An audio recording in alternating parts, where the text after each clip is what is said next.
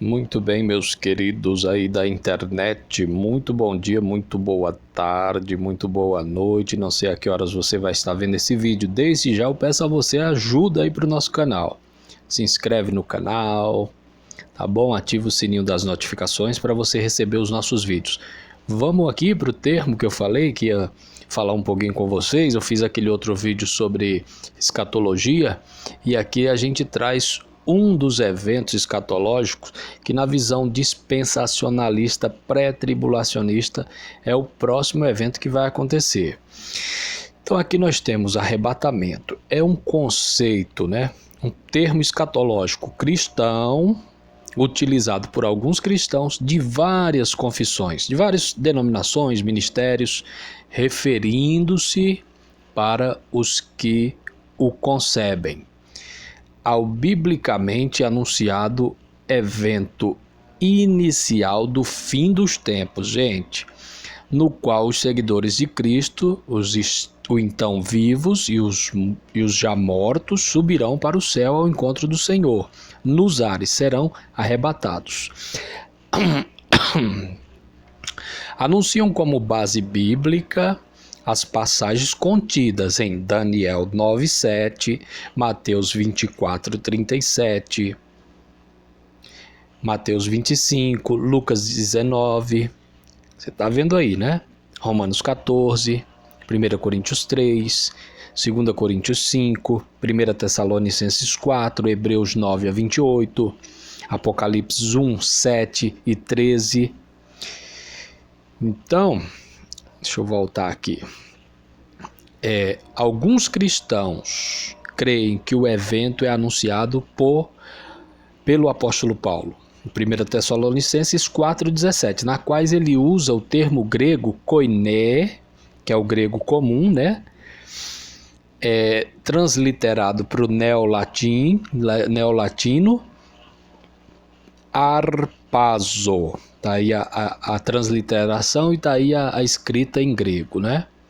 Arpazo. Que é arpazo, né? Arpazo. Tá vendo aí? Arpazo. Então, significa o quê? Raptos. Tem um significado de captura, de rapto, de sequestro.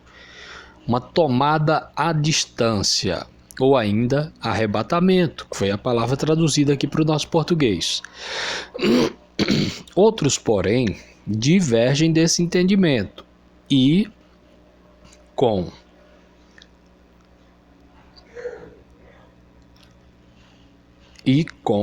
as mesmas bases bíblicas apontam outras interpretações. Não há, portanto, entendimento único e pacífico, né? Então tem aqui, olha, os julgamentos. Então tem a visão preterista, o idealismo, o historicismo, o progressivo, o futurismo, né? Aqui do milênio, o amilenismo, que são aqueles que creem tal no milênio. A partir dessa coisa, deixa eu dar uma abertura aqui no milênio para a gente ver, ó. O amilenismo, né, na escatologia cristã, significa a rejeição da crença em que Jesus terá um reinado físico, quer dizer, quando uma palavra assim tem amilenismo, atípico, né? Quer dizer, não o milênio, né? Em grego, ó, a é não, e milenarismo, milênio. Então, o amilenarismo, palavra difícil, ele não acredita que haverá esse arrebatamento que a gente crê, que é o arrebatamento na visão pré-tribulacionista, dispensacionalista e tal, né? Há o pré-milenismo, há o pós-milenismo, então arrebatamento pré-ira e arrebatamento pós-tribulacional.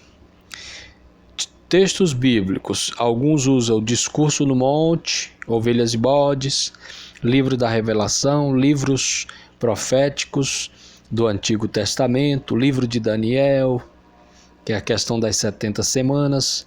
Vamos dar uma olhadinha nas 70 semanas? Profecia das 70 semanas. Então, a profecia das 70 semanas é uma profecia referida no capítulo 9 do livro bíblico de Daniel, um dos livros do Antigo Testamento, Daniel 9, que se refere ao juízo do povo judeu. O surgimento do Messias é o Machia, e em algumas interpretações também ao surgimento também do antimessias, que é o anticristo. Após o surgimento do Messias, é sem dúvida, volta para cá, é sem dúvida a profecia mais complexa encontrada na Bíblia ou no Tanar, e difícil compreensão, exigindo amplo conhecimento exegético e escatológico. Exegético é aquela coisa dos originais, traduzir a Bíblia dos originais. Então, meus queridos e amados, esse celular tá difícil, viu? Então, através de seus cálculos e também prevê a época do fim do mundo, né? Pois supostamente comprova a veracidade de Jesus como o Machia, né? Supostamente aqui ele é o que os judeus não crê, né? E outras pessoas também não crê. Então, tendo sido por isso proibido em algumas denominações do judaísmo, tá vendo? E também por causa dessa temática, foi considerado por muitos estudiosos cristãos e judeus como sendo uma profecia polêmica, proibida da tentativa de interpretação e selada por Deus para ser compreendida apenas no fim dos tempos, né? Então, nós vemos aqui, deixa eu voltar aqui, onde era que eu estava, meu Deus. A profecia das 70 semanas de Daniel constitui um quebra-cabeça cronológico, cuja razão principal deriva disto. O número de anos entre o decreto de Ciro, que constitui o ponto de partida lógico e natural do período de 70 semanas, ou 490 anos, e que é tradicionalmente datado em 536 a.C., já o batismo de Jesus, datado no ano 30 depois de Cristo aproximadamente, constitui o término da 69ª semana, é isso que assim que fala? Ou em 483 anos, né? Lá da época de Daniel, que essa profecia foi datada, até chegar nos dias de Jesus, do seu batismo, né? Quando ele começa o ministério.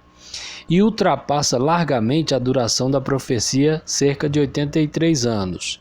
Isto teve por consequência a procura de soluções que passam por alternativas ao decreto de Ciro como ponto de partida das 70 semanas, ou por intercalar lapsos indeterminados de tempo entre o primeiro grupo das 7 semanas e o segundo grupo das 62 semanas. Ou entre o fim do grupo de 62 semanas e a 70ª semana. Muitos daqueles que consideram que a profecia das 70 semanas deve ser interpretada à letra, rejeitam por isso o decreto de Ciro como a ordem de saída, o retorno para Jerusalém, e procuram substituir este por outro decreto alternativo após alguns anos mais tarde na história para encaixar perfeitamente no tempo dessa profecia. A interpretação bíblica não deixa margem para duvidar de que o decreto de Ciro constitui efetivamente e é a ordem de saída para a reconstrução de Jerusalém e, portanto, o ponto onde deveria se iniciar os 400 anos da profecia. Mas se tomarmos por correta a data 536 para o decreto de Ciro, ficamos com um problema. As 70 semanas representam uma indicação de tempo com conotações meramente simbólicas. Então, por que uma profecia com um tempo muito específico teremos de intercalar lapsos de tempo? Mas como justificar esses lapsos de tempo? Por outro lado, se tomarmos por incorreta a data 536 a.C. para o decreto de Ciro, toda a história deveria ser revista. Vários autores, Donovan Corley Immanuel Velikovsky, David Rowe, Peter James, Emmett Sweeney e outros já fizeram propostas revisionistas, mas não têm tido aceitação no meio acadêmico. Segundo o pastor Gerard, o ponto de partida das 70 semanas deve ser a ordem para reedificar Jerusalém, fato que teria ocorrido no 7º ano de Artaxerxes. Então tem aí o livro de Esdras 7, 7 e 8, em 458 e 457 a.C. e o retorno de Esdras em 457 a.C. Consequentemente, o término dos 483 anos aconteceu em 27 depois de Cristo, o ano coerente para a unção de Yeshua, Jesus, pelo Espírito Santo, durante o seu batismo, próximo ao Rio Jordão, e o início do seu ministério. A interpretação bíblica não é partilhada da mesma forma em todas as denominações cristãs e judaicas. Num contexto unânime, a profecia aponta para a época da manifestação do Messias esperado pelos antigos hebreus e o julgamento final pelo povo judeu. Então, alguns estudos cronológicos defendem que coincide perfeitamente com o batismo de Jesus e sua morte, e do fim da exclusividade aos judeus, como sendo o povo de Deus, ou o povo que detém a verdade, dando início à pregação do evangelho aos povos estrangeiros, gentios de todo o mundo, ocorrido em 34 depois de Cristo, data marcada também pela morte de Estevão, que foi apedrejado, Outras interpretações indicam uma alusão às duas vindas de um mesmo Messias, o que confirmaria enfaticamente Jesus como Messias, tanto no cristianismo como no judaísmo, o que contraria a interpretação judaica, motivo pelo qual muitos judeus são proibidos de estudar essa profecia. Então, no capítulo 9, Daniel diz que o anjo Gabriel lhe apareceu em resposta à sua oração e fez uma proclamação em relação ao calendário de eventos importantes no futuro do povo de Israel. O livro bíblico de Daniel, capítulo 9, e versículos 24 a 27 diz: 70 semanas estão determinadas sobre o teu povo e sobre a tua santa cidade, para fazer cessar a transgressão, para dar fim aos pecados, para expiar a iniquidade, para trazer a justiça eterna, para selar a visão e a profecia e para ungir o Santo dos Santos. Aqui, de forma geral, a narrativa explica que o período completo tem 70 semanas, demonstrando os resultados positivos do fim do pecado no mundo.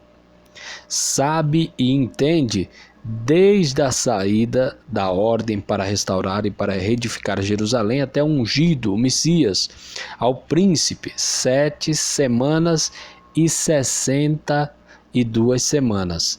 As praças e as circunvalações se reedificarão, mas em tempos angustiosos.